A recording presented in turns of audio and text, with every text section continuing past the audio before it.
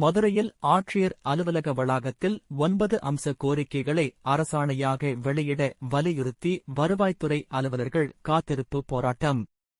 மதுரை மாவட்ட ஆட்சியர் அலுவலக வளாகத்தில் வருவாய்த்துறை அலுவலர்கள் சங்கங்களின் கூட்டமைப்பு சார்பில் வருவாய்த்துறை அலுவலர்களின் 9 அம்ச கோரிக்கைகளை தமிழக அரசு அரசாணையாக வெளியிட வலியுறுத்தி 200க்கும் மேற்பட்டோர் காத்திருப்பு போராட்டத்தில் ஈடுபட்டனர். அரசு பணியின் போது உயிரிழக்கும் அரசு ஊழியர்களின் குடும்பத்தினருக்கு கருணை அடிப்படை பணி நியமன உச்சவரம்பு 5% என குறைக்கப்பட்டுள்ளதை ரத்து செய்து ஏற்கனவே இருந்ததைப் போல 25% ஆகஸ்ட் நிர்ணயம் செய்திட வேண்டும். மேம்படுத்தப்பட்ட ஊதியம் வழங்க வேண்டும். மேலும் வருவாய் மற்றும் பேரிடர் மேலாண்மை துறை நில அளவைத் துறையில் பணிபுரிந்து வரும் அனைத்து நிலையிலான அலுவலர்களின் உயிர் மற்றும் உடைமைகளை பாதுகாக்க சிறப்பு பணி பாதுகாப்பு சட்டத்தை தமிழக அரசு உடனே இயற்ற வேண்டும். அனைத்து நிலைகளிலும் ஒப்பந்த, தற்காலிக மற்றும் தொகுப்பூதிய பணி நியமனங்களை முழுமையாக கைவிட வேண்டும். அனைத்து பணியிடங்களையும் நிரந்தர அடிப்படையில் நிரப்ப வேண்டும் உள்ளிட்ட 9 அம்ச கோரிக்கைகளை வலியுறுத்தி கோஷங்களை எழுப்பினார்கள்.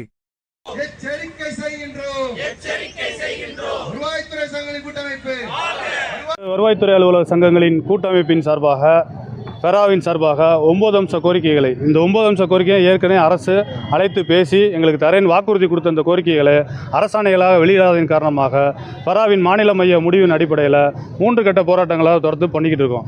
10ஆம் தேதி சாலை மறியல், மிக எழுச்சியான சாலை மறியல் 38 மாவட்டங்களில் நடைபெற்றது.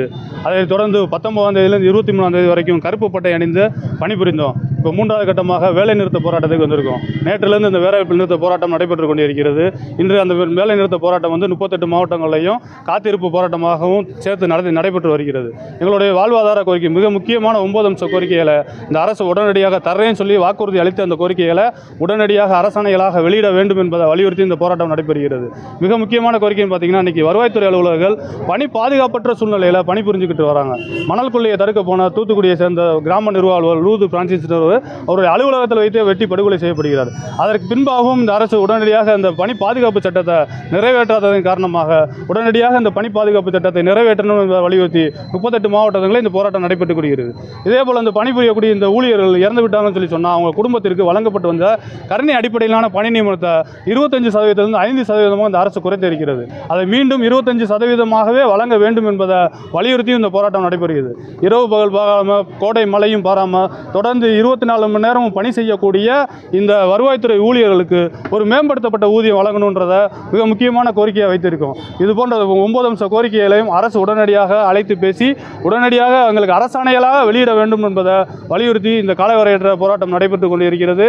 அரசு உடனடியாக அழைத்து பேசி இது அரசாணைகளாக வெளியிடாத பட்சத்தில் தொடர்ந்து இந்த போராட்டம் நடைபெறும் என்பதை இந்த நேரத்தை தெரிவித்துக் கொள்கிறோம். மாவட்ட ஒருங்கிணைப்பாளர் பெரா கூட்டமைப்பு முஹைதீன் அப்துல் காதர்.